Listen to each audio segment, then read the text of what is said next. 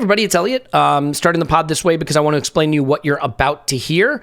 Clive and I are very much under the weather, and that tells you that we are not fit for purpose for following Arsenal home and away, if this is what it does to us, but actually quite sick. And I think a couple of people feeling under the weather. We're going to put the main pod out this week on Friday. And we play on Monday, so I think that's sort of a fine cadence anyway. But I wanted to put something out for you. And we did a director of football role play series in January that I thought was a lot of fun. Sort of showcases how we try to fill the time when there's not a lot of football. And there certainly wasn't a lot of transfer rumor stuff going on then. But this is fun. We did this with Phil, and we did it with Scott, we did it with Clive, we did it with each and every person, and gave them a chance to say, hey, you have $100 million you got to raise in sales. You got $200 million you got to do in buys. How are you going to do it? The spreadsheet we used for that to keep track of that is in the show notes, so you can check that out. There will be a main pod as usual on Friday. We actually also did a Schadenfreude pod with Tim, making fun of United and Chelsea, their cup final exit, and Spurs. That was done before the FA Cup ties. And we did a Newcastle rewatch with Phil Costa, where we talked a little bit about Mudryk rumors and the finances that came out just a little bit, and we'll have more on that. So there's a lot of fun stuff happening over there. But as I always say, if you just want to be over here, we're just thrilled that you listen. And while I'm not feeling very well right now, I'm happy to get something out for you. So hopefully you like this. If it inspires you to come join us over on the Patreon side, we'd love to have you there. If not, you can have a main pod coming up this week. And either way, there's a lot more to come with Arsenal playing on Monday. So we love you. I'll turn it over to myself and to Clive for the Role Play Director of Football episode.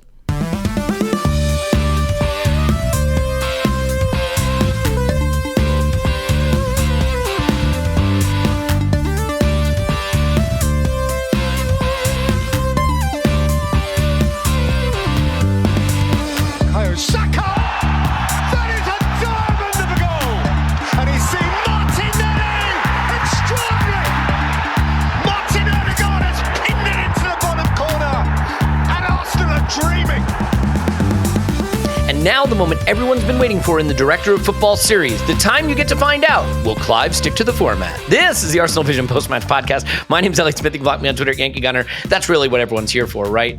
This name, this price, that price. No. Is a guy going to stick to the format? Well, I can already tell you that he has come to the pre-show meeting. When I say pre-show meeting, it's like we just kind of chat for a bit, see how our days are going. He's like, good news, mate. I've done exactly what you asked. I'm ready to do it. I've got 3 lists. so we're already off into a bit of a bespoke Director of Football episode. But thanks for being here. Love you for being a patron. It is Director of Football Role Play, and here to do it today is Clive. Hello, Clive. Hello. How are you? Yeah. I'm okay, man. It's funny. I think life can just get stressful.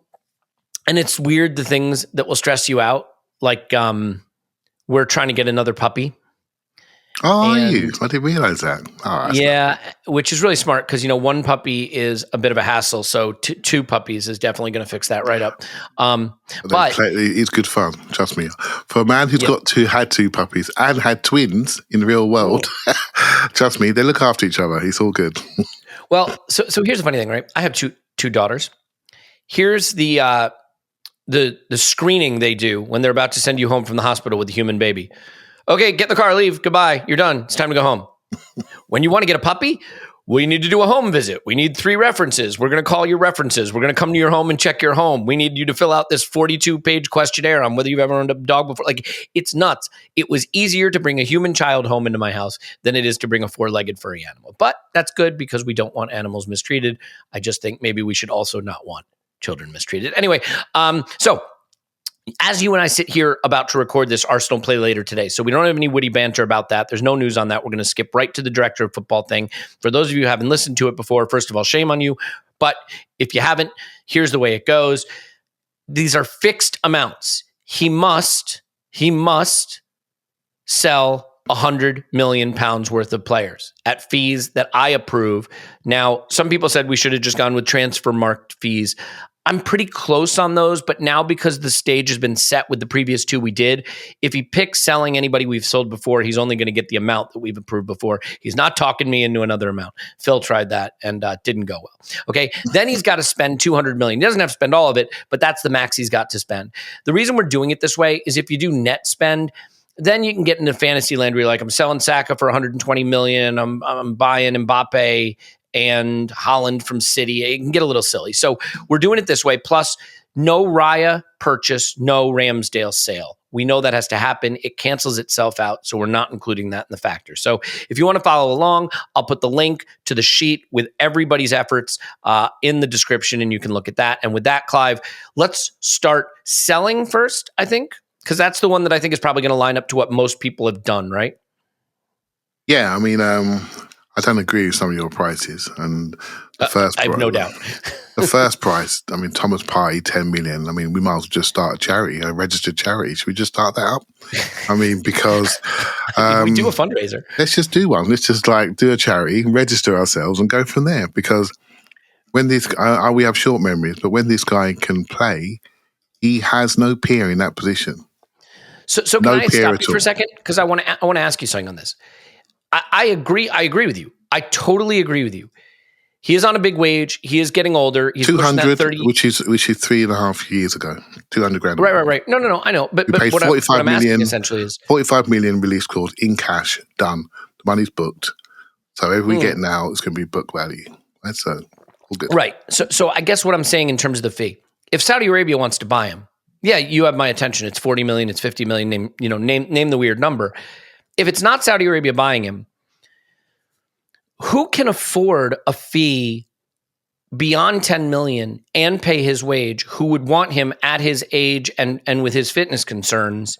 He's not going to go to a team in the Premier League. We know that. So it's Italy, where the new tax laws are probably going to change the dynamic. It's Italy. So is there an Italian club that's going to give us 40 million pounds and pay him 250 No. grand? I don't mean 40 million. I'm talking 20 million. You had him for 10, didn't you, in the sheet? I did, and it was purely based on. I think, first of all, I think there's a chance we might just keep him, and he. Well, I tell honest to God, if we kind of get 10 million quid for him, I would literally extend him and keep him, and rotate him. That's what I would do. But hey, look, I'm not going to spend too much time on it. But that to me stood out. I've got Nelson. I had him at 15. What have you guys got him at? 10? Nelson we had at 8. 8. Why 8? So the Nelson, so no starts in the Premier League in two plus years now, pushing 24, 25. 24, yeah. Injury track record, hasn't really been able to establish himself, and he just signed a new deal, which means he's on an improved wage. So unlike some of these young players you see going for 20, 25 million because they're on 15,000 a week, he's on probably close to 100 grand a week now. So he's on real Premier League money, which means a Premier League club isn't getting a discount to get him from us. So I think there's that, and we get the full 8 million. He's an academy kid, so we booked the 8 million right away, right? So that feels low to me. I'd say 10 to 15. I'd say 15 plus 5, only because he would have people looking at him, because he's a Premier League athlete. One thing I would say, he may have had some untimely injuries, but when he comes back from not playing, he turns up and he looks exactly the same. And people can see Transfermarkt has him at 15 million euros. So what's that, like 10 million? Yeah, I had him at 10 to plus 5 in my little thing here. Yeah. But hey, it doesn't. I'm not going too heavy on that. You decide. I had Eddie at 30. I'm not sure what you guys had him as. We did 25 on Eddie. I mean, crikey. I'll be honest with you, more than 30 plus 5. Never. There's a part of me that thinks if we get 25, it's an absolute coup. I don't know that we can get it, but it's close. It depends. I think this one will really surprise me, and I think it depends on who comes in for him, like it does with any of these players. The thing with Eddie is, he has scored goals in the Premier League. He's in his prime. He's English. His wage is on the higher side of what the mid to low table clubs pay, but for a striker with Premier League goals, it's not that crazy. I mean, maybe the comparison is probably Solanke. Would you say Solanke? Maybe, yeah. And that's Solanke. If you're trying to buy Solanke right now, what the world do you buy him as? So Solanke's a year or two older, and he's only really kicked off this year. But we would see him, we'd probably pay 45 million for him because he's someone else's treasure. So now, just so we're clear, Spotrac has Solanke on 50 grand a week, so roughly half what Eddie's on. He is probably pretty far ahead of Eddie from from what people think he is, though, standpoint, right, Solanke? Well, I watched him versus Liverpool last week and watched him really closely to see if he could impact their defence. He may as well be sitting next to me and you, mate. So I turned away from him, honestly. Is that a compliment? He didn't run him. He didn't post. He didn't win it in the air. He did nothing. And I watched him to see if he could separate. Nothing. So I'm comfortable whatever you say there. I got Kieran Tierney as 10. He's got 12 goals this season, but I confess, like I haven't watched, and I don't know if it's any good. It's 11 non-penalty goals. The thing that he has that Eddie doesn't have, he has last season he 2,800 minutes in the Premier League. So he's been sort of starter level for a team that stayed up in the Premier League. And the one thing where he really stands out versus Eddie, interestingly, is his assists, is what he does from a creative standpoint. He's a good player. Producing I like him. I like him. Mm-hmm. I respect you. I like him more than Eddie, but because I think he can do a bit more. But hey, look, he actually ended Eddie's career. Him and Tammy Abraham ended his Chelsea career. Sorry, and they had the three of them, and they chose the two tall ones and sent Eddie to Arsenal. And so he's done very, very, very well. He's done very well, to be honest. Look, if we get $25 million for Eddie from where he was a couple seasons ago, we should be, there's this weird thing we do because, so here's the thing, right? What I think of a player when it's debating whether they should be playing for us is very different from what I think of a player when we try to say, have they been a success from the academy? Eddie is an unqualified academy success. Unqualified. He is starting Premier League games for us. Do I think he's as good as we need? I don't, but he is held up. He's going to bring in a big fee. He's going to go have a Premier League career. I don't think any of those things were a guarantee when he was off at Leeds, not playing on his loan in the Championship. So I think it's a phenomenal success story for Eddie and for the club, and a £25 million fee for an academy player who hasn't totally broken through and is it 25 about to be or is 25, whatever, like that's a success story, Clive. So we should keep. We should at least focus on that. It's a success story. I think it's a $5 million light. When you think what we got for Joe Willock, I just think it's $5 million light. But based on what he's done, and based on he has the currency which every team wants, is somebody who can stick the ball in the back of the net. So yeah, that's just my view. Well, if Eddie goes on a run of scoring, 8 goals in 5 games somewhere, 10 games, and we might get 40 for him, 45. Yeah, I'd say 30. 30 plus 5 is my sort of. If I was Eddie and I saw that, I think I can live with that. To take the deal and move on. Sambi, I just stayed at 10 with you guys, really, because you had him at 10. Is that right? That is correct. Oops. Tierney at 10. Party, Nelson, Eddie, Sambi, Tierney. Yeah, so we did Tierney at 10. We did Sambi at 10. Yeah. Cool. Tavrej, you had at 2. Is that just like, I didn't hear the conversation. Is that some sort of disrespectful conversation that you had? No, it just, he's not in a position where I think we can get a fee much more or even anything from like. We bought this player for 6.8 million quid. And if we can't get 5 million quid from somebody for a 23-year-old wing back from somebody in those leagues, and I think. Yeah, but I think there are teams, Marseille want to buy him now, and I still think that's not gone away, by the way. They still might come back for him. Forrest has to let him go. Yeah, so that's the bit where Arsenal can be a bit dumb. Why would you ever do that? Have a loan deal with no break clause, that favours the club, not the host club. So, hey, it doesn't really matter. For me to understand what Nuno is, because he hasn't played that much, right? He's a wing back. I stood up for him when he was first coming in, not because I thought he was the best left back in the world. Do you remember we were playing with the left back pushing on? Remember we were pushing out. Just get him out the back 4 into the front 5. That was always my thing with him. Remember we used to rock it round and have Xhaka go left back sort of thing. That was the only way he could survive in Arsenal's team, and he's had many games where he did really, really well with that and impressed the manager. But then we started to keep him behind the ball, and there's no point in doing that because he's just a box of rebels, mate. He don't know what you're going to get. He literally can just run anywhere with it. Get him running onto the ball ahead of the ball. He's a real weapon. He can come inside. He can go outside. But mate, anywhere in your half, you've got a problem, right? So, but yeah, that's what he is. Let's put it this way. I mean, we may be light on some of these sales figures, but I also let Scott buy Eze for 40 million, which is a nonsense. So we made up for it in the end. Yeah, I spoke to somebody I know who's been linked to Crystal Palace, and they're not that impressive Eze this year. But separate discussion. Interesting. So Tavares, will keep it at whatever you want it to be. I've got one you missed, which I think could get some money for. Is Charlie Patino.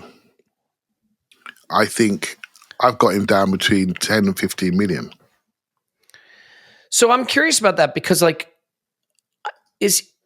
heard mixed reports of how he's doing there. It's not, well, it's all about the market, isn't it? I think he suits a team abroad. I think what you're going to find some people prepared to take a risk on a English homegrown player. They'll take him. And then they'll say, okay, how can we cook him to send him back to England at a profit in a few years' time? So he has real value at 15 million. Because if he did well when he was abroad, he would come back 40 million. And 40 million for an experienced player that's played in the top 5 league, he could come back. I just seen a young Blackburn player go to Crystal Palace today. I think his second name is Wharton. I just checked out the video of him. If you look at him, he's like Patino. He's a little bit leggier, but he's young. He plays deep. He's left-footed centre mid that can really look after the ball. I looked at him and thought, that's Charlie Patino. I wonder what the price is that players are going to pay for him. I think it's around 20 million. Right? So I just say to you, we can't get 10 to 15 for Patino. I think that would be good business for us. Yeah, and here's where I am willing to give you 10 million. First of all, that's roughly what Transfermarkt has him worth. But according to Capology, he's on £4,000 a week. And this is why you can get 10 million, right? Because someone can put him on £15,000 a week, and amortize that transfer fee and have an English midfielder and gamble on him breaking through. And then he's a 60 million, 70 million pound player when he's 23 and you're paying him 15 grand a week. I can give you 10 million there for sure. Yeah. So you're 25 light. So the other player I'm going to sell is Trossard for 20 million. Okay. Is that a right fee, do you think? Because no one's had him before. So what does he come up at? That's a good question. Let's I think he's let's see what the old Transfermarkt has him. Leo Trossard Transfermarkt. His value on Transfermarkt is 38 million euros. So that sounds high, doesn't it? You've got to say 25 mil for a minimum. 25. I'll give you 25 million for Trossard, yeah. All right, and that gets you to the number. There you go. Done. My reasons on Trossard is I think the things he does which are really, really good, we're going to replace and we can develop in 2 players. And the 2 development players are Smith Rowe and Vieira. When you got somebody that's 29, 30, you should be investing in the younger players who are on 40 grand a week each. And so I think Smith Rowe can play false 9. I think he can play left wing. I think he can play left 8. Not all the time, but I think he can do it. I definitely think the Smith Rowe false 9 thing is to be discovered. I think we're messing up there by not trying it. So we haven't. Sorry, I really like your reasoning. We just haven't had a chance to try it. I wish we could do Europa League games to try it again because I think he can really do that job really well. Don't wish that into existence, Clive. Don't you dare wish that into existence. Okay, so let me say this on the Trossard thing. Why I think there's, it's not something I would have wanted to do because I think you sell your sort of 12th, 13th man at your peril because those are hard players to keep happy and to have at the level you want. But where I think this one makes sense, the more I think about it, is first of all, I don't think he's a success as a left winger for us particularly. I don't think that's the profile. I think you really need to find a path for Vieira and Smith Rowe to play. And left 8 is the position. And Kai, could play 9. We know we're going to go for striker at some point. So you're going to have new striker plus Jesus plus Kai as striker options. You're going to have Smith Rowe and Vieira as left 8 options along with Kai. You've got Martinelli on the left, and you probably need a player who can play on the left. But if you buy another striker, Jesus comes into that group. I think you can afford to do this and clear a path for players who need to break through in Smith Rowe and Vieira. Now, the problem may be that Smith Rowe and Vieira don't break through. Smith Rowe maybe doesn't stay fit. Vieira maybe isn't good enough or doesn't stay fit. So there's risk, but I actually think the reasoning there makes a lot of sense. But I want to say one other thing about the sale, Clive. This is where I think the market is very, very, very tricky. Because think about this for a minute. Just hear me out. Trossard just turned 29. He's on 90 grand a week per what's on the internet. He is a very good Premier League quality player. Yep. 90 grand a week is more than almost all of the Bundesliga teams pay, bar a couple of them. More than almost all the Ligue 1 teams pay, bar a couple of them. More than all of the La Liga teams pay, bar 3 of them or 4 of them. More than 70% of the Serie A teams pay. So if it's going to one of those leagues, he's going to be one of the highest paid players on the team that buys him, and 25 million would be a record transfer fee for 70% of the clubs in those leagues. Now, that he could go to a Madrid, a Barca, a Juve, a Napoli, a PSG, a Marseille. Okay, so those clubs could do it. He could go in the Premier League. In the Premier League, he makes total sense. But I think this is the trouble when you're a selling club right now, is that you either need a Premier League team to bite, or you need one of the 3 wealthiest teams in the other European leagues to bite, or you ain't getting a fee. And that's why this is so tricky. You got to find someone in the Premier League, basically, Yeah, I suppose the way it works, say, for example, Trossard is like 35 million euros value. I'll also sell him at 25 million. And then say, we're going to sell him under value. Then you deal with his wages. You give him his, you do his signing on fee. And then he makes his wages up that way. And that's what, and he may say, actually, I've got a contract. I think he's got 18 months to go on his contract. So he may say, actually, I'd rather take 70 million for 3.5 years. Sorry, 70 grand a week for 3.5 years, rather than my 90 grand for 18 months. Do you know what I mean? Mm-hmm. And it elongates his career. So it's about your ability to pay. It's about your ability to spread that wage over the length of the contract. And the actual transfer fee, don't get hung up on it too much, because it's gonna be done in stages. It's all about your ability to pay the wage on year. That's what things are tracking. So to me, 25 million on his wages, I think he can go to any of the Milan clubs. He can go to Napoli. He can go to Juventus. He can go to Roma. All these clubs have recently had big sales or big sales to make. And so that's how they replace a player at the physical, technical level that the Premier League offers. They can come into the Italian league and really do well. So I don't see that as something too outrageous. I think sometimes we just don't realize that some of our players are quite good. We just kill them. Oh, I mean, no question. Like, it's just so interesting, I think, because when I look at like record transfer fees, we've gotten so, I think, numb to the big fees that Premier League clubs pay. And then you cast your eye out of the Premier League, and it gets pretty cheap pretty fast. Those clubs are living in the days of when, Arshavin was our record transfer fee,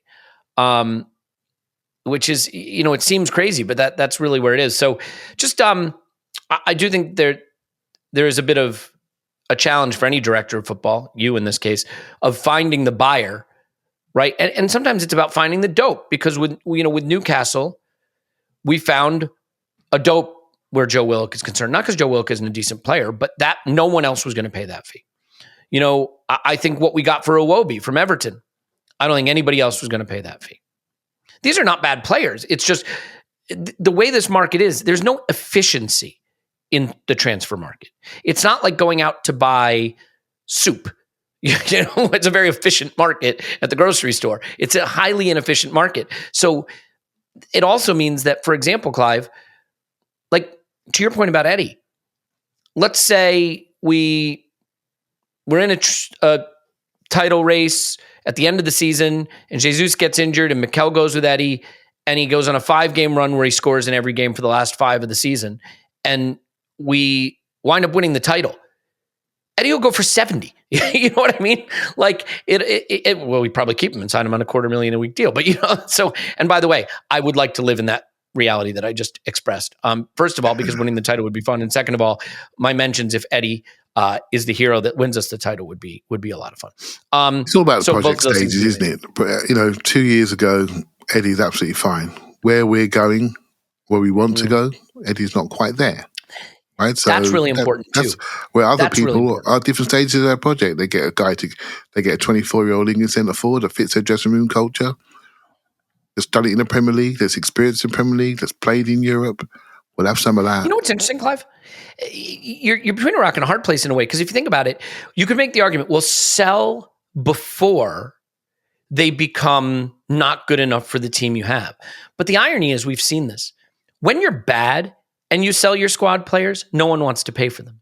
When you're good and you sell your squad players, their value goes up with your perception, the perception of your squad overall. So it's sort of one of those inflationary dynamics. Okay, let's swing over to the purchases. But just to restate, you sold Partey, Nelson, Eddie, Sambi, Tierney, Tavares, Patino, and Trossard.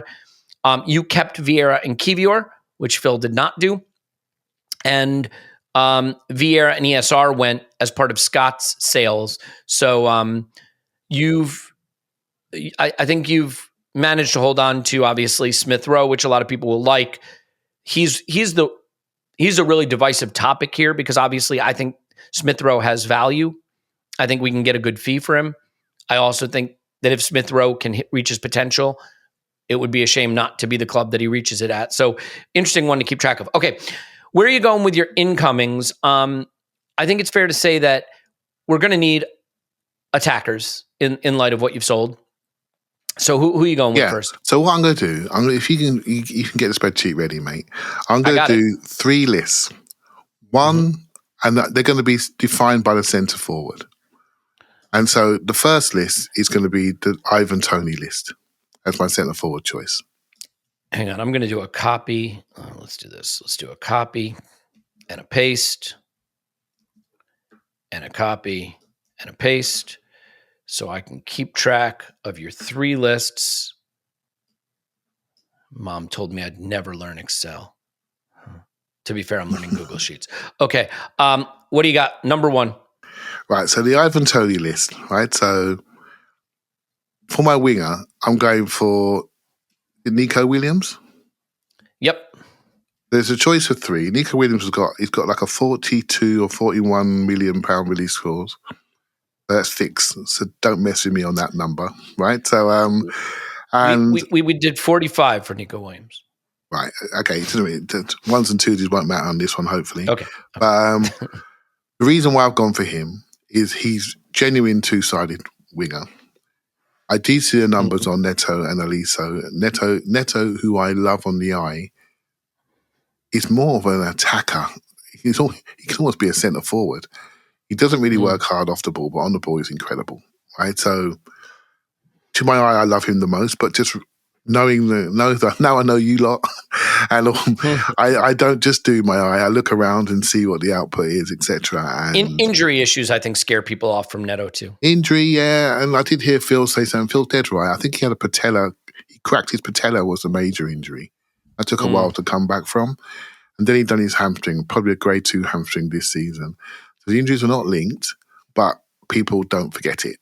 Right, so the patella injury was quite serious. I think it had a problem when he was trying to come back. So it went on longer than it should have done, which obviously lead to muscle injuries. So, so Nico Williams, I don't know if anyone's picked him yet, but I think I've seen him and I look at him and I think, okay, you are genuinely both-sided. You have a striker's mentality. So his ability to really threaten people. And one of the things that I'm trying to fix when I go into these lists is I think we lack physicality up front. So sometimes think what you don't have. So we've got 2 really flashy wide men in Saka and Martinelli. But I want a wide man with size. I want somebody that brings something else. And Neto brings exactly what Saka and Martinelli bring, in my opinion. Elise is probably closer to Vieira, in my opinion, from a creative attacking midfielder, stroke winger perspective. So Elise is a hot talent.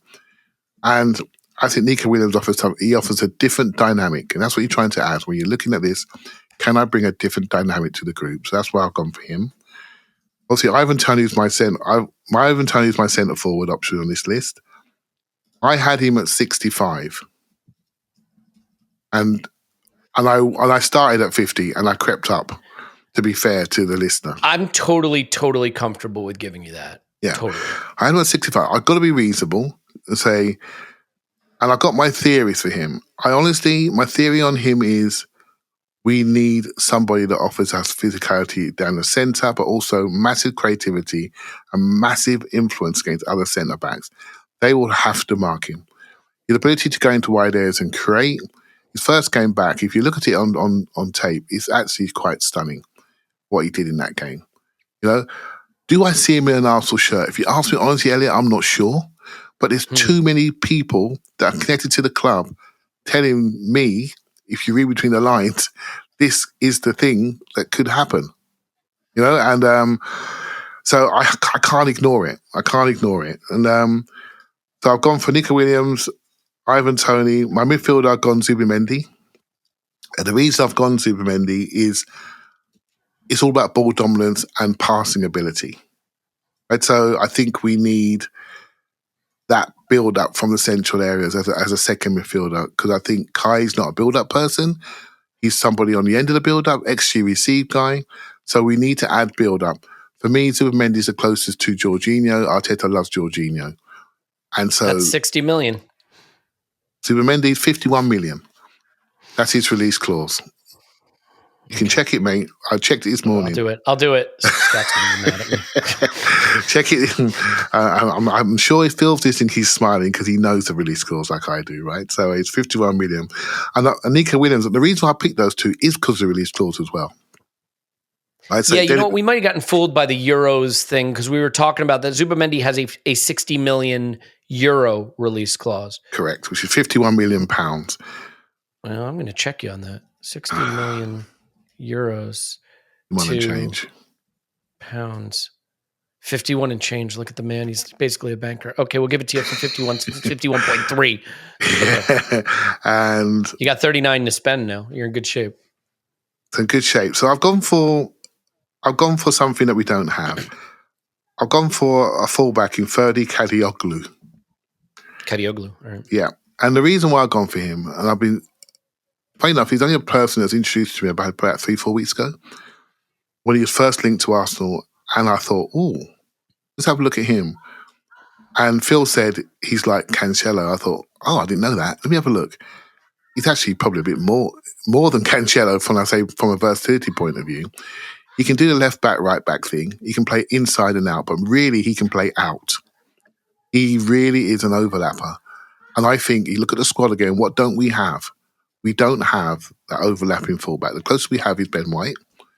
Other people do it, but don't do it as a trade, if you see what I mean. It's not their trade. He can do it. He can also fit in as a left winger and a right winger. So he's a truly, truly versatile player. So at the moment, the price is around 20 million. Yep, that's what I have. Yep. I've got a bit left, have I? Got a bit left? You got 19 million. So you got a defender in, a midfielder in, and two very good attackers. I think you're putting these other fools to shame, frankly, but keep going. And so I wanted a project. And one thing that I think we lacked is a two-footed centre midfielder. And I think two-footedness is something we have when we have people like Partey who can shift the ball, move it side to side and make us unpredictable. And so the player I've gone for is a bit of a project from Boca Juniors, Ezequiel Fernandez. I've got him down as £12 million, but because I know they want 50 million euros. So I just split What's the his difference. Name? Ezequiel Fernandez. Oh, right. Yep. Mm-hmm. And I've just been looking at him and I just saw his two-footedness. It took me a while to work out what foot he is. I'm still not too sure. And the way he shifts it. And I just think we missed that. How many players now are Santi Cazorla like that can shift it? They can shift it and move it, go either side, dribble both feet, receive it both feet, back foot, do whatever you like. I looked at him and thought, wow, you're a project. can we afford a project? I think we can in that central midfield What do you area. think he is? 5 million, 8 million? Well, I actually put him down at 12 million. Oh, okay. Because I had the money anyway, right? So I'll give him to you for 10. Yeah.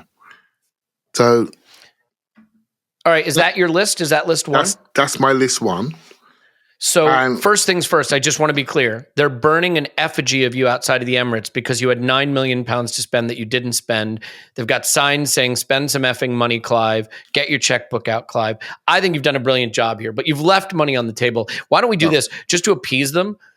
Let's give someone more money for one of these players. Nico Williams, I made... no, he's 45. That's fine. Ivan Toney, 6. Oh, you know what we'll do? Zubamendi. We'll go to 60 on Zubamendi to make it fair with Scott, and now you're at 0, and nobody's mad at you for not spending all your money. I was going to give it to the Arsenal Foundation, but hey, not to worry.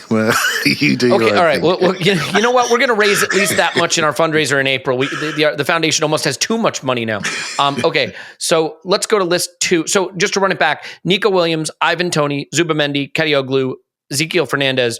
So we've replaced Partey and Sambi with Zubamendi.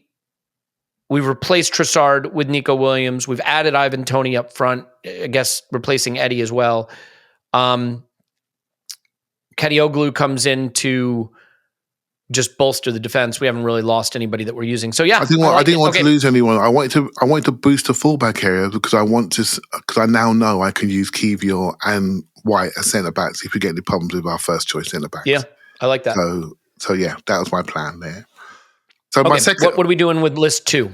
The list 2, just the Osimhen list. I can't ignore him, right? When you look at, again, going back to what I think this team needs somebody that when the centre backs of the other team are putting their shin pads on, they are shitting themselves. They're coming up against a forward, not coming up against a group of forwards, but a forward. It's going to make them not sleep the night before. And so Osimhen is the best at that. You know, whether I think he can trap it outside the box or not, he's playing a lot of our time in the other person's half, and this guy in the box turns into almost like Clark Kent. Outside the box, he doesn't look like a superhero. Inside the box, I don't know what happens. Right? So he's a box disruptor. Oh my God. It's just incredible. We watched him, didn't we, Elliot? It was incredible, wasn't it? To see him switch on in that box. I don't know what happens there. So I got him as 100. Are you comfortable with 105? Yeah, I can do it 105. Doesn't bother me. He's got a 120 to 130 euro release clause. Yeah, I heard it was 113 million euros was the release clause. But I'm going to do it 105 based on the reporting I'm reading. But if if we need to argue about it, we can come back. But yeah, okay. So with Osimhen, that leaves you only 95. You got a lot of talent to bring in with just 95 remaining. Yeah, and I just kept it the same. Nico Williams and Zubamendi. And there's my 2. And so when you go for an Osimhen, you're literally saying, I can't do what I need to do everywhere else. Right? So that was my second list. Okay. And here's what we're gonna do. I almost wanted to highlight the fact that if you do go for an Osimhen, you may not get all the trinkets on the tree that you want. Okay. I'm not going to even call out the fact that puts you 10 over your spend because you have one list that worked out fine. But we'd either need to get Osimhen and Zubamendi down a little bit. You think Zubi I had Zubamendi at 51. So did you, right? Yeah. Well, and if I do Osimhen at 105, that still puts you slightly over. But if Osimhen is 102 and Zubi's 51, you're fine. So Cool. Yeah. That's my 3. And I did a last list with a player which I've liked. And I feel frustrated that we didn't quite do it. He felt pricey at the time, but I look at him and think, mate, you suit Arsenal. And that's Alexander Isak. Right, so the Isak list, this is. I do like him. Yeah, and I had him, it could be wrong, they bought him at 61. I had him, and I don't think they're going to sell him because they're going to get rid of Callum Wilson first. Why wouldn't you? Because his hamstrings are all over the place. And But yeah, if there's a prime player they had to lose, he'd be the one. I had him at 70. That's probably way out of order, really. But I don't know. So is he worth more now than he was when they bought him? I mean, the issue you have is when they bought him, he was on a nothing wage, right? And now, I mean, yes, he's good and he's coming from the Premier League, but now you got a guy who's on 120,000 a week. Now that's peanuts when you think about like what we're giving some of our guys. So fair enough. I mean, how about what if we say 75 million? You think that does it? Blah, blah, blah. I mean, his transfer market value is 70 million euros, but I think that's. I mean, if they're going to sell him to a rival in the Premier League, let's do 70. Let's do 70 because I genuinely don't know. I don't think Newcastle would even sell to us. Frankly, I doubt it. But I mean, maybe they would. But this is the interesting thing with Newcastle. They're not going to have Champions League next season. They've got some FFP considerations. They're going to start getting their revenues up because now they've got obviously all the investment opportunities and they have, the last year of ownership before the Saudis will drop off the 3-year period of review. So they'll be okay probably from FFP, but losing Champions League will hurt. Maybe there is a chance to pry someone like him away. Another guy that I feel like is a guy who will try to leave is probably Bruno Guimaraes because he just seems like. And PSG, if PSG, they're not going to get anything for Mbappe, are they? But PSG are sniffing around him, and it makes a bit of sense for him. But Isak's the one; he's the golden child from that team for me, and he's still untapped. So 6'4", wing forward, can play centre forward. Obviously, can play off the left. He does it. They does it with Wilson on occasion. It doesn't seem to work for them, but I'm sure it could work for us. So. Yeah, I like him a lot. I will let you know. This is how tricky our listeners are, Clive. The link for this sheet is out there because I put it out on previous episodes. And so you can view the sheet. You can't edit it, but you can view it. We have a listener viewing the sheet right now, watching these changes in real time. I love it. Okay, Isak for 70. What are you doing next? Disco boys are unbeaten, mate. Unbeaten. Yep. I kept Nico Williams again. At the same price. I've got 2 new players to discuss. Okay. And these are just players that I just like. And it's the idea. Coop Miners plays for Atalanta, a centre mid. When we're looking for a Xhaka replacement, I liked him a lot. And when I was just thinking we're going to replace Xhaka with something close to him, I liked him because I think he's better technically. I think he's got a banging shot. He's a dead ball specialist, can play centre-back and centre midfield, can play 6 or 8, and he's ball dominant. And I just like him. You can't help what you like in life. I just always liked him. And I don't understand why he doesn't get more people looking at him. Because what I like with players, where we're going right now, Elliot, we don't suffer fools. We don't suffer people with poor technique. His ball striking and delivery into the box is just unbelievable. He would immediately become our free kick taker. And so yeah, the player that I like. I put 40 down, but you could get him I bet he's less than that. But I put 40 down just because no one's going to sell to Premier League cheap, right? So okay, let's go 40. That might be a tiny bit light, but I'm comfortable with it. Okay, and I don't know if I've got enough money for this and he's your what? Do you have him as sort of a party replacement? I am as a midfielder, right? A midfielder. Okay, just generic. A midfielder, a 6 or an 8. So doesn't the way we set up, it doesn't really matter, does it? It's about whether you're going to be part of the build-up, which he can be. But he can play in the front 5 as well as the 8, so not a problem there. And the last player I've got is more of a centre back. But can play either side, even though he's left-footed. And his name's Gonçalo Inácios at Sporting Lisbon. Now, at the start of the month, I was looking at Diamande, who's also at Sporting Lisbon. But I've been watching the African nations, and he's very young, and he looks young. And there's lots of people looking at him. Real Madrid are looking at him. Diamande, Arsenal, obviously, he played against Arsenal in the Europa League last year and was excellent. But I just looked at him, mate, and I'm just not sure if he's good enough to hold our back line. And people are going to say to me, "Oh my God, Clive, you're so wrong." But mate, I watched the Ivory Coast games, and he's even got dropped for the game last night. So I'm not so sure. But Inacios is his partner. He's a left-footed player, but he also they do a back three. They build up in a three, but you often see the videos of him playing on the right-hand side and the left-hand side. Now, if we were to lose Kivior, this would be the perfect player to come in for.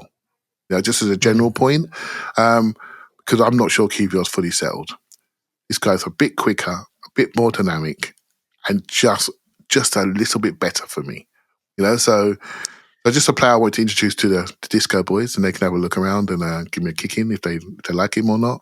But I looked at him and I quite liked him, particularly on the outside centre back. I think he looks very quick into those corners. So I love that you've done 3 lists because it really drives something home to me, Clive. I like the Osimhen list the most, I think. And here's why. You have Nico Williams in all 3. You have Zubimendi in the Osimhen and Ivan Toney list. So you've got Kadioglu and Ezekiel Fernandez. We've seen it with Sambi. We've seen it with Vieira. We've seen it with Trossard probably is a hit, actually, to be fair. But with Kivior, with things like this, like these 20 million, 10 million, 15 million, 30 million pound players, we have not been able to change the level with them.